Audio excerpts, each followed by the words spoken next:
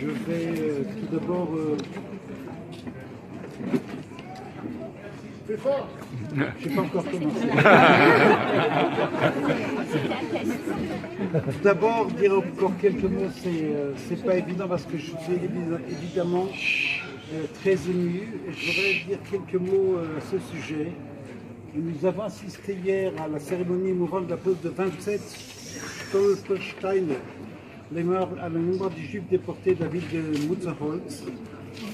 Les discours des officiels, des rabbins, des curés, pasteurs nous ont émus. Ensuite, c'est l'homme extraordinaire qu'est Gunther Demnig qui a, dans une conférence remarquable, nous a exposé l'histoire, la démarche, la raison et surtout la forme pour la moins étonnante, qui est la pose de cet objet de mémoire, c'est Stolpersteine, dans le sol qu'en fait on foule.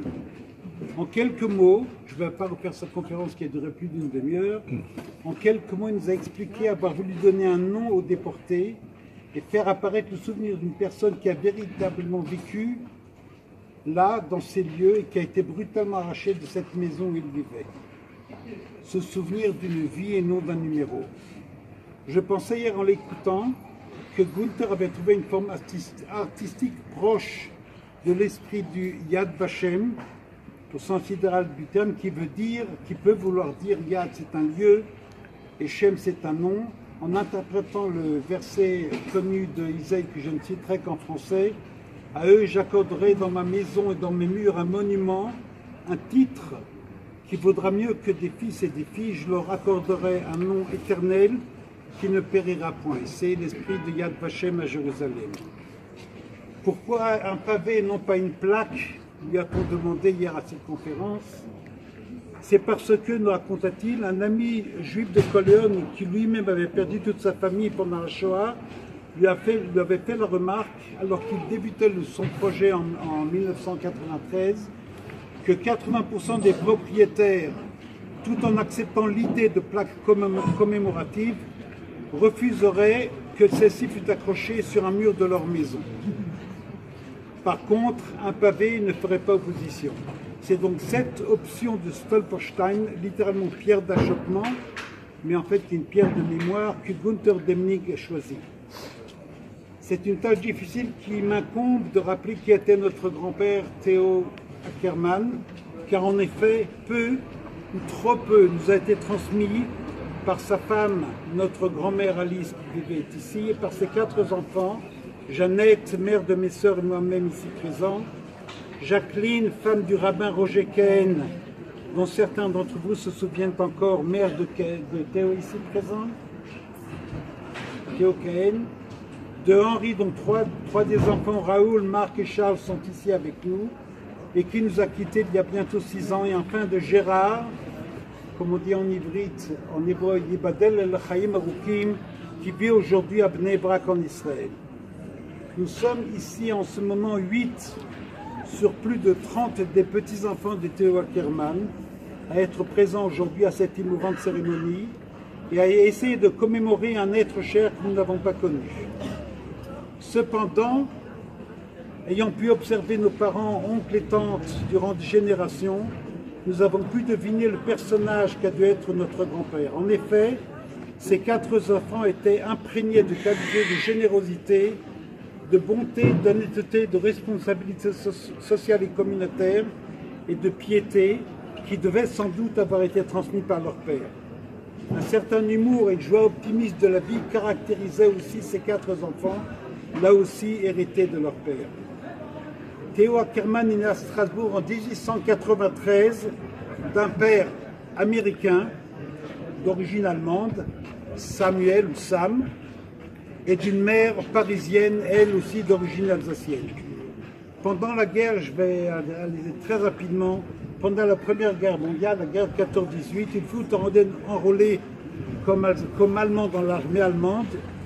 Il fut envoyé sur le front de l'Est, comme la plupart des Alsaciens, où il fut d'ailleurs décoré de la Croix de Fer. Au lendemain de cette guerre, en 1919, il se fiança avec notre grand-mère, Alice Meyer, sœur de Lucie et belle-sœur de Robert Brunswick, dont on a posé les Stolpersteine il y a moins d'1 heure. En 1944, replié à Lyon, il est responsable de la soupe populaire juive qu'il gère d'ailleurs avec un de mes oncles paternels, Léon Rhin. Il y avait déjà eu plusieurs rafles dans ce lien important du judaïsme lyonnais de la rue Sainte-Catherine, et déjà notre grand-père Théo était intervenu pour libérer ses coreligionnaires. Son fils Gérard me racontait qu'étant fils de citoyen américain, puisque son père avait un passeport américain, il se sentait en quelque sorte protégé contre toute arrestation. En mars 1944, cette naïve protection ne fonctionna plus.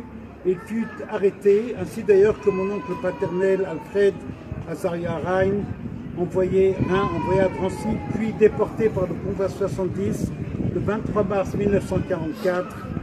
Il fut directement acheminé vers la chambre à gaz à son arrivée à Auschwitz le 30 mars 1944 ou le 6 Nissan 5704 du calendrier hébraïque. Notre grand-père Théo avait alors 51 ans. Et seule Viviane, ma sœur aînée ici présente, la première de ses petits-enfants, était née le 1er février 1944. Mon oncle Henri, auquel j'étais très lié, m'avait raconté la joie que son père avait éprouvée alors qu'on lui annonçait la naissance de sa première petite fille née à Zurich, peu après le passage de mes parents en Suisse. Henri me racontait que son père avait tenu à aller à la choule de Villeurbanne le Shabbat suivant, c'était pas évident, le Shabbat suivant sa naissance pour faire un Mishébérach, une bénédiction, à l'occasion de la naissance de sa première petite fille. Les premiers fils des 4 enfants de Théo Ackermann, moi inclus, porteront le nom de leur grand-père. Théodore Ackermann aura une trentaine de petits-enfants, près de 200 arrière-petits-enfants et de innombrables descendants de 4e, 5e, 6e et même 7e génération. Ici, au Saint-Strasse-Durkheim, vivait Théodore Ackermann. Sa femme, notre grand-mère, y a vécu avec sa fille, son gendre, le rabbin Roger Cahen et famille, pendant encore quelques dizaines d'années. Nous avons nous aussi connu cet appartement que nous aimions beaucoup lorsque nous venions visiter notre famille strasbourgeoise. Je voudrais pour finir raconter une anecdote qui se passait il y a une quinzaine d'années. Cette anecdote met encore plus en valeur l'action unique et remarquable de Gunther Demnig, attitude différente de beaucoup de ses concitoyens. J'avais alors été invité à faire une conférence à Tübingen, la première fois que j'allais en Allemagne. J'étais d'ailleurs passé par Strasbourg et j'en avais discuté avec mon oncle Henri. Lors d'une petite réception faite à mon honneur, le doyen de la faculté de médecine, né après la Seconde Guerre mondiale, me posa cette question. Pourquoi, étant d'origine française depuis de nombreuses générations, après avoir été éduqué et fait mon bac en France, pourquoi avais-je choisi d'émigrer en Israël et n'avais-je pas fait mes études de médecine à Paris? Je lui ai répondu alors que je porte 3 prénoms. Jean-Jacques, en souvenir d'un frère de mon père résistant disparu et déporté à Drancy puis assassiné à Sobibor en 1943. Azaria, ou Alfred, en souvenir d'un autre frère de mon père déporté en mars 1944 avec Théo Ackermann vers Drancy, assassiné à Mauthausen le 15 mars 1945, juste avant la libération. Et Théodore, le 3e nom que je porte, mon grand-père déporté et assassiné à Auschwitz en mars 1944. Un grand froid s'installa alors. Je renchéris en lui racontant que mon grand-père avait servi dans la Wehrmacht en 14-18 et avait même été décoré de la Croix de Fer. Cette distinction ne l'avait malheureusement pas empêché de se faire arrêter par cette même Wehrmacht quelques 30 ans plus tard. Portant l'histoire de ces 3 prénoms, je lui disais, je ne pouvais décemment pas rester faire mes études et ma vie en Europe, lui affirmai-je. Un froid encore plus intense s'installa alors. Je n'avais plus rien à ajouter, mais cette fois-ci, c'est le doyen lui-même qui reprit la parole en disant, vous savez, nous aussi, nous avons souffert de l'occupation. À ma question de quelle occupation s'agissait-il, il me raconta alors l'occupation des forces françaises en Allemagne, dès la fin de la guerre jusque dans les années 90. Interloqué, je lui demandais s'il avait souffert de cette occupation, à quoi il me répondit immédiatement, sans réfléchir, ils nous ont quand même déboisé la forêt noire. Ma réaction fut vive alors en rétorquant, mais ce n'était que des arbres. Le dialogue est alors définitivement rompu. Günther Demnig, par son courage et son acceptation de la faute de ses pairs, redonne espoir à l'entente des hommes basé sur un regard honnête et intransigeant de leur passé. C'est à Tübingen la première fois que je parle en public de mon grand-père. C'est aujourd'hui ici la deuxième fois. Nos parents n'ont pas eu la force de le faire. Nous, les petits-enfants, essayons de faire l'éloge, l'espèce de notre grand-père, qui n'aura jamais eu de sépulture, si ce n'est une épitaphe de quelques mots ajoutés à la tombe de Alice, sa femme décédée en 1980. Merci Günther d'avoir permis cet éloge funéraire. Merci à Fabienne Regard et à toute l'équipe de nous avoir apporté ce projet. Ici vivait Théodore Ackermann.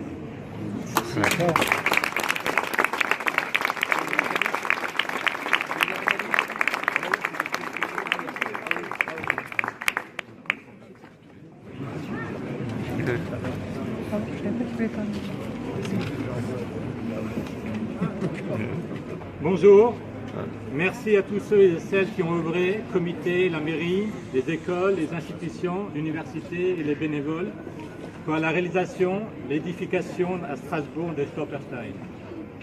Voilà 20 jours que nous avons célébré le Yahrzeit de grand-papa, Théodore Ackermann, Todros Ben Shmuel, Hachem Yikom Domo. 75 ans qu'il a été assassiné. La date exacte de son décès fut longtemps incertaine et ses enfants ne purent réciter le Kaddish que plusieurs années après la fin de la guerre, lorsque des témoignages furent regroupés. Né le 22 avril 1893 à Strasbourg, fils d'Esther Nekosman et de Samuel Ackermann, ressortissant américain, revenu en Alsace pour y vivre un judaïsme plus authentique, ce qui l'amena à cofonder la communauté de stricte observance, Etzraïm, dont son fils Théodore, parallèlement à ses activités professionnelles, continua l'administration en collaboration avec son beau-frère, le rabbin Robert Brunswick Zatzal.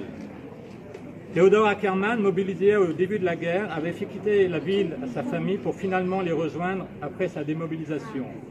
Ils ont été à Gérardmer, QC, puis à Lyon, où l'arrestation a eu lieu. Il y avait organisé et dirigé une soupe populaire pour les plus démunis et se servait de sa nationalité supposée américaine et du document d'organisation humanitaire américaine pour déjouer les tracasseries allemandes et autres. Le 30 décembre 1943, ils échappent à des arrestations 2 fois dans la même nuit, une fois par la milice, puis la Gestapo. Mais c'est quelques mois plus tard, début mars 1944, ainsi me le raconta Bernard Picard, avec effroi et remords, comment il annonça à Théodore Ackermann, qui avait ses bureaux juste en face, que les Allemands, la Gestapo, avaient débarqué dans la salle de la soupe populaire pour y rattraper un coreligionnaire venu s'y réfugier. Notre grand-père n'accepta pas la situation et descendit pour contester leur arrestation dans un lieu devant rester neutre au vu de sa citoyenneté américaine. Mais peine perdue, tout le monde fut arrêté sauf Léon Rhin qui tenait en main son plus jeune bébé. Notre grand-mère alla à Fort-Montluc où il était détenu en espérant le rencontrer et lui apporter cette filine. À partir de là, la famille pourchassée dut fuir et continuer son nuit. Déporté de Drancy par le convoi 70 du 27 mars 1944, il meurt à Auschwitz le 30 mars 1944, 6 Nissan. Il allait avoir 51 ans, juste quelques semaines après être devenu pour la première fois grand-père d'une petite fille née chez Armand et Jeannette, sa fille aînée. Viviane ici présente. Sa vie ici-bas fut brutalement interrompue, mais son état d'esprit perdure. Homme pieux, il étudiait tous les jours, aidait les plus démunis, accueillait tout le monde, œuvrait pour la communauté Etzraïm. Lorsque j'étais étudiant aux États-Unis, j'ai eu la chance de rencontrer des personnes, bien évidemment à Strasbourg aussi, qui l'avaient côtoyé. Leurs témoignages étaient unanimes. Tous faisaient remarquer sa Menschkeit, et son sens très prononcé des responsabilités. Ils étaient tous reconnaissants envers cet homme généreux et respectable. C'était un homme actif, soucieux des autres. Nous retrouvons ses qualités d'altruisme et d'engagement chez ses enfants, ses gendres et belles-filles. C'est un ADN familial. On connaissait tonton Armand, tata Jeannette, s'occupant pendant la guerre de jeunes de Lozé, puis impliqué dans des comités à Paris, puis en RS. Tonton Roger, tata Jacqueline, ici, rabbin itinérant, ayant fait des centaines et des centaines de disciples dans tous les recoins les plus éloignés, directeur de la Yeshiva d'Aix-les-Bains, enseignant, et avec sa femme répondant toujours aux sollicitations, d'où qu'elles soient. Tonton Henri Tatalignan, une couple spéciale qui m'est difficile pour un fils de décrire, et l'abbé Machaim Chaim, tonton Gérard Tatarémon, toujours dans l'enseignement, avec leurs institutions et leurs maisons ouvertes et accueillantes. En regardant plus loin, chez les descendants, nous retrouvons dans toutes les générations ce souci de l'autre, ce travail dans le social ou dans l'éducatif, ici en France, en Angleterre, en Amérique, en Belgique, en Suisse, et bien évidemment en Israël, où réside aujourd'hui la plus grande partie de la famille. Après la guerre, ces enfants furent déclarés pupilles de nation. À leur retour à leur domicile, en avril 1946, au 2e étage du 5 rue Strogerkheim, mon père nous disait au sujet de sa mère qu'il lui fallait rassembler ce qui restait, reconstruire et apprendre à vivre en tant que veuve. Notre grand-père, avec sa dévouée et courageuse épouse Alice Niemeyer, a donné naissance à 4 enfants. Puis, ça a donné 27 petits-enfants, 182 arrière-petits-enfants, plus de 600 arrière-arrière-petits-enfants et au-delà des arrière-arrière-arrière-petits-enfants. Oui, Théodore Ackermann est bien vivant dans ce qu'il a créé de plus beau, sa famille. Nous avons été privés de côtoyer notre grand-père, mais sa morale de vie, son dévouement ont inspiré nombre de ses descendants. Que son exemple, par son exemple, il est toujours là. Yéhi Zechor Baruch, sa mémoire soit bénie. Shkar.